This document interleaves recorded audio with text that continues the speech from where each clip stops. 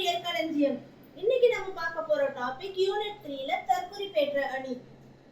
புலவர்கள் செய்யுள் ஏற்றுறாங்க இல்லையா, அந்த செய்யுள் எழுதுறதுல அவங்களுடைய கற்பனை திறத்தை சேர்த்து எழுதி அந்த கற்பனை திறத்தை வெளிக்காட்டுறதுக்கு ஒரு சிறப்பான அணி இந்த தற்குறிப்பேற்ற அணி.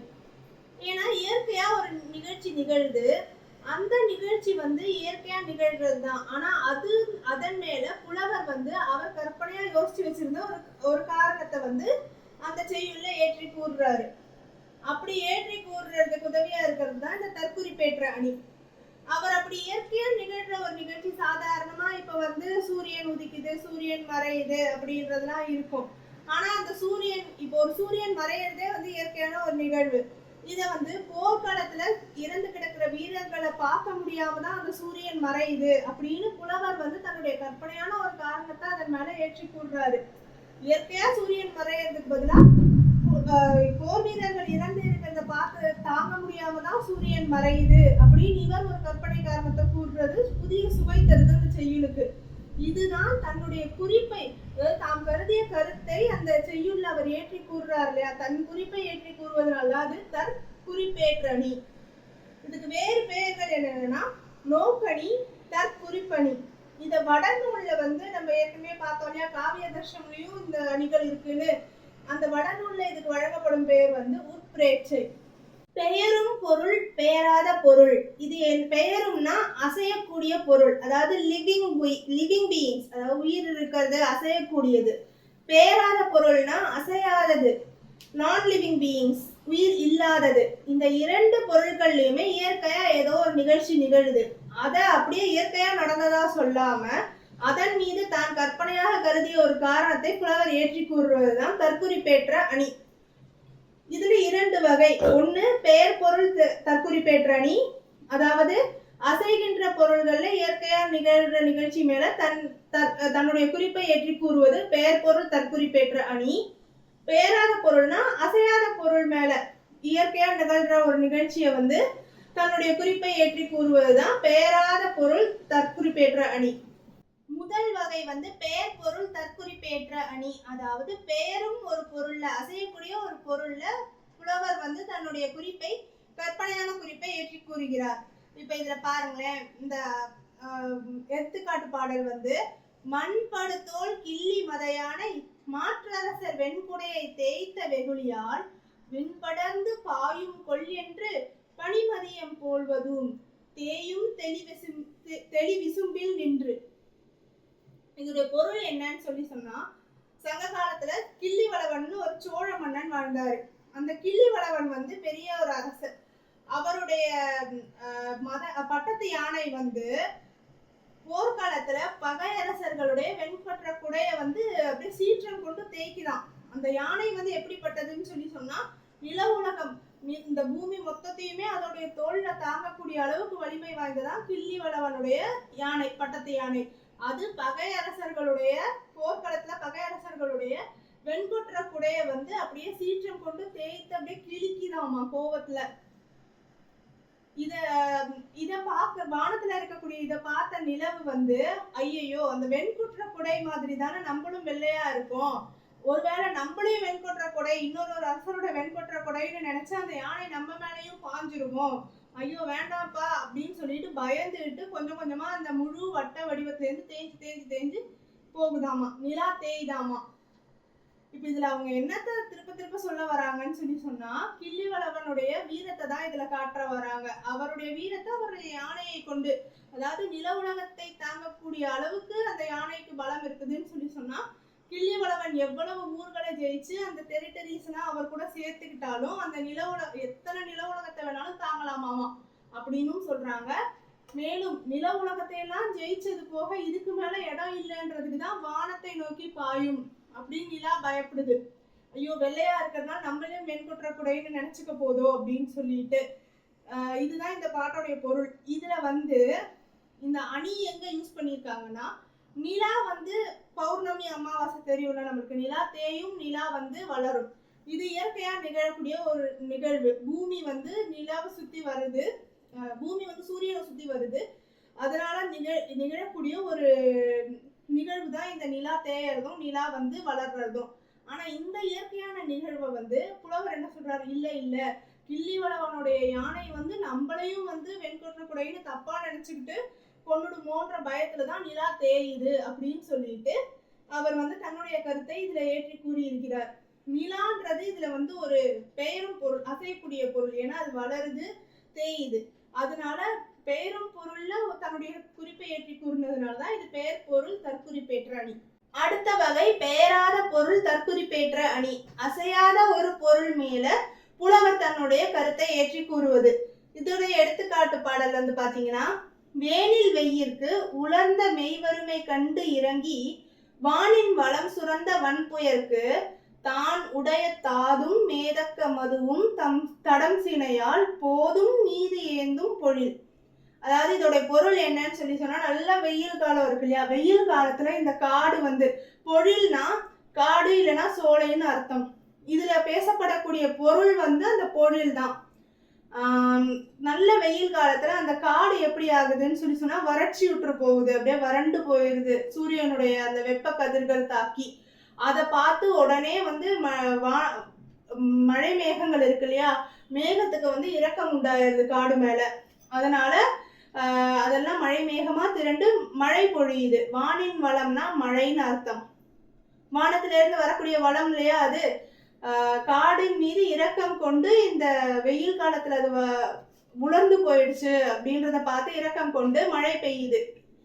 அதுக்கு திருப்பியும் தேங்க்ஸ் சொல்ற விதமா நன்றி சொல்லணுன்றதுக்காக இந்த காடு என்ன பண்ணுது, எது மேகங்களுக்கு மழை பொழிந்ததுக்காக நன்றி சொல்லணுன்றதுக்காக காடு வந்து தன்கிட்ட இருக்கிற மரங்கள்லயே சிறந்த மகரந்தங்கள் இருக்கக்கூடிய பூக்கள் மரங்கள், அதுக்கப்புறமா நல்ல தேன், உயர்ந்த தேன் இருக்கக்கூடிய பூக்கள், இதை எல்லாத்தையுமே போதுன்னா மலருடைய ஒரு ஸ்டேஜ்.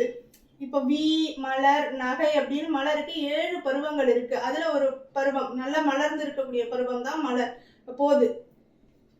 இந்த காடு என்ன பண்ணுது, இந்த மகரந்தங்கள் தேனு இந்த மலர் இதை எல்லாத்தையுமே வந்து ஒரு நன்றி கடனா தன்னுடைய கிளைகள், மரத்துக்கு கிளை தானே கை மாதிரி, அது கையிலேருந்து அப்படியே கொடுக்குற மாதிரி அந்த கிளை அப்படியே மேலோக்கி மேகத்தை நோக்கி எழுந்து வளருதாமா மரத்துல அந்த கிளை நன்றி சொல்ற விதமா. அதாவது இந்த பொழில்ன்ற இந்த காட்டுல மரங்கள் இருக்கக்கூடியது இயற்கை, அந்த மரத்துல காட்டுல வந்து மரம் வளரக்கூடியது இயற்கை, மரம்னு இருந்தா அதுல கிளை வந்து மேல் நோக்கி வளரக்கூடியது இயற்கை தான் மேகத்தை பார்த்து. அதுல இந்த புலவர் என்ன சொல்றாருன்னா, அது வந்து மழை பெய்ஞ்சது, மேகம் வந்து காடுடைய நிலையை பார்த்து மழை பெய்ஞ்சதுனாலதான் அதுக்கு நன்றி சொல்லும் விதமாதான் இந்த கிளைகள்லாம் தன்னுடைய தேன் நிறைந்த பூக்களை ஏந்தி கொண்டு அப்படியே மேகத்துக்கு மேல கையை தூக்குது அப்படின்னு சொல்லிட்டு அவர் சொல்றாரு. இப்படி இந்த காடுன்றது, இப்ப காடு வந்து எல்லா வனவிலங்குகளுக்கும் மரங்களுக்கும் ஒரு வீடு. நம்மளுடைய வீடு வந்து ஒரு அசையாத பொருள் தானே, நம்மளோட வீடு அசையாது இல்ல. அதே மாதிரிதான் காட்டுல இருக்க மரம் விலங்குகள் இதையெல்லாம் அசையக்கூடிய பொருள். ஆனா அதோடைய வீடான அந்த காடு வந்து அசையாது, பெயராத பொருள். ஒரு காட்டின் மேல இந்த தன்னுடைய குறிப்பை ஏற்றி கூறியதுனாலதான், பெயராத பொருள் மேல குறிப்பை ஏற்றி கூறியதுனாலதான் இது பெயராத பொருள் தற்குறிப்பேற்ற அணி. இந்த தற்குறிப்பேற்ற அணி வந்து இலக்கியங்கள்ல எல்லாம் வரலையான்னு கேட்டா, இலக்கியங்கள்ல நிறைய இடத்துல வந்திருக்கு தற்குறிப்பேற்ற அணி. பஞ்சமே இல்லாம தற்குறிப்பேற்ற அணி வந்த இலக்கியங்கள்ல எதுனா சிலப்பதிகாரம், பெரிய புராணம், கம்பராமாயணம். அதுல சிலப்பதிகாரத்துல இருந்து ஒரு எடுத்துக்காட்டு பாடல் பார்க்கலாம். வையை என்ற பொய்யா குலக்கொடி தையற்கு உருவது தான் அறிந்தனல் போல் புண்ணிய நறுமலர் ஆடை போர்த்து கண் நிறை நெடுநீர் கரந்தனல் அடக்கி. இது வழியா என்ன சொல்றாருன்னா, இப்போ இந்த கண்ணகியும் கோவலனும் வந்து மதுரை நகரத்தை நோக்கி போறாங்க. அவங்கள மதுரையை நோக்கி யார் கூட்டு போறாங்கன்னா, கவுந்தியடிகள் அப்படின்ற ஒரு சமண துறவிதான், ஒரு பெண் துறவிதான் கூட்டிட்டு போறாங்க மதுரைக்கு. அது வந்து வைகை ஆத்தை கடந்து கூட்டு போறாங்க. இந்த பாடல்ல சொல்லப்பட்டிருக்கக்கூடிய பொருள் வந்து இந்த வைகை ஆறு தான். இந்த வைகை ஆத்துல ஒரு படகு மூலியமா அவங்க போறாங்க வைகை ஆத்தை கடந்து. அப்ப இந்த வைகை ஆறை வந்து புலவர் என்ன பண்றாருன்னு சொல்லி சொன்னா, வைகைன்றது ஒரு ஆறு இல்லையா, வைகை எப்படி இருக்கும் ஆறு, அந்த ஆறு வந்து ஓடிட்டே இருக்கும். 2 பக்கங்கள்லயும் நிறைய மரம் இருக்கும். அந்த மரத்துல இருந்து மலர்கள் உதிர்ந்து இருக்கும். அந்த உதிர்ந்த மலர்களையும் எடுத்துக்கொண்டுதான் அந்த ஆறு ஓடும். இது இயற்கையா நிகழக்கூடிய ஒரு நிகழ்வு. ஆனா இளங்கோவடிகள் இதை எப்படி கற்பனை பண்றாருன்னா, வைகைன்றது இப்ப காவிரி ஆறு வந்து சோழர்களுக்கான நதி. காவிரி ஆறுன்னு சொன்னாலே நம்ம சோழர்கள் அப்படின்னு புரிஞ்சுக்கிறோம் இல்லையா? அது மாதிரி வைகைன்றது பாண்டியர்களுடைய தேசத்துல ஓடக்கூடிய நதி. அப்ப இந்த வைகையை வந்து இளங்கோவடிகள் ஒரு பெண்ணாக நினைத்து கொள்கிறார். அதாவது பாண்டியர்களுடைய குலக்கொடியாக ஒரு பெண்ணாக இந்த வைகையாத்த நினைச்சுக்கிறாரு. அந்த வைகையாறு வந்து என்னன்னு சொன்னா தையல்னா பெண்ணுன்னு அர்த்தம். இந்த இடத்துல இவங்க குறிப்பிடுறது கண்ணகிய.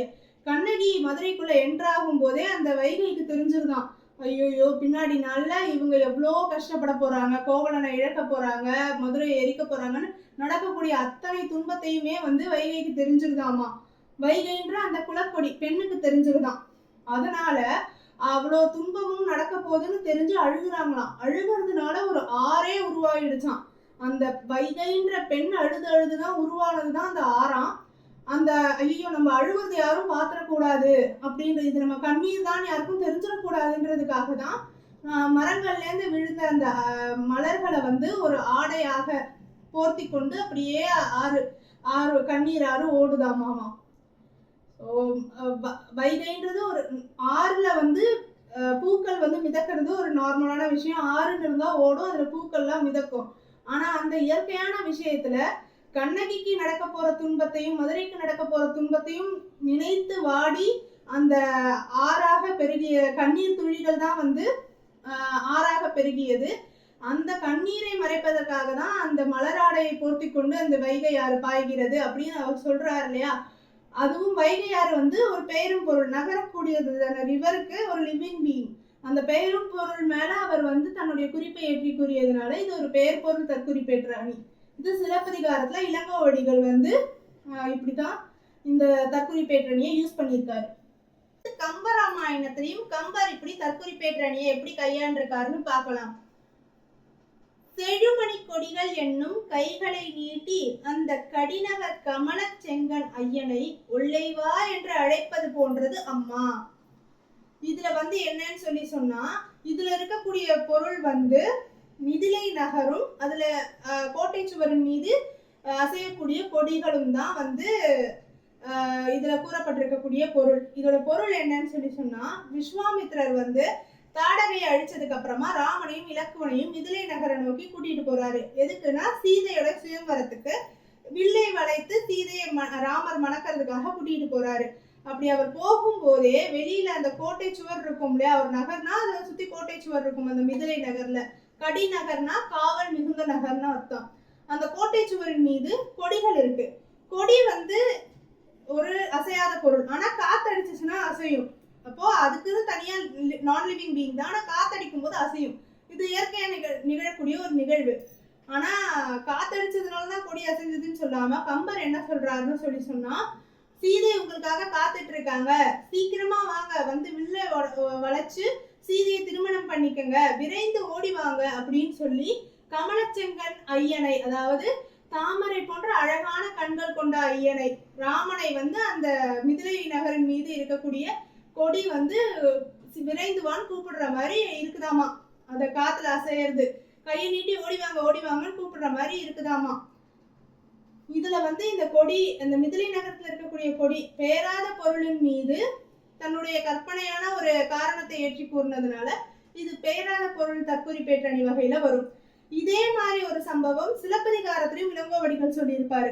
இப்ப இதுல வந்து கொடி வந்து சீதையை மணக்கிறதுக்காக விரைந்து வாங்கன்னு கொடி அசைஞ்சது ராமனை கூப்பிடுற மாதிரி இருக்குது இல்லையா? இது வந்து சிலப்பதிகாரத்துல இளங்கோவடிகள் எப்படி எழுதியிருப்பாருன்னா கவுந்தியடிகள் கோவலனையும் கண்ணகியும் கூட்டிட்டு போயிட்டாங்க. மதுரையில வந்து மதுரை மாநகரத்துக்குள்ள என்ட்ராக போறாங்க. மதுரை மாநகர சுத்தி அந்த கோட்டை மதில் சுவர் இருக்கு, அது மேல ஒரு கொடி இருக்கு, மதுரையுடைய பாண்டியர்களுடைய கொடி. அந்த கொடியும் காற்றுல அசையுது. ஆனா அதுக்கு இளங்கோவடிகள் என்ன சொல்லியிருப்பாருன்னா பின்னாடி நடக்க போற துன்பத்தை கொடி ஏற்கனவே தெரிஞ்சுக்கிச்சு போல இருக்கு, அதனாலதான் வராதீங்கன்னு கையை மறித்து காட்டுவது போல் அசைகிறது அப்படின்னு சொல்லியிருப்பாரு. அதுவும் ஒரு வகையான தற்குறிப்பேற்ற அணிதான். இதுல வாங்கன்னு கொடி கையசைக்குது, சிலப்பதிகாரத்துல வராதீங்கன்னு கையசைக்குது. வீடியோ உங்களுக்கு பிடிச்சிருந்தா லைக் பண்ணுங்கள், ஏதாவது டவுட்ஸ் இருந்தால் கமெண்ட் பண்ணுங்கள். அப்படியே கொஞ்சம் சப்ஸ்கிரைப் பண்ணிவிட்டு பாருங்கள், அந்த பெல் ஐக்கானையும் தட்டிடுங்க, அப்போ தான் எல்லா நோட்டிஃபிகேஷன்ஸும் வரும். தேங்க்யூ.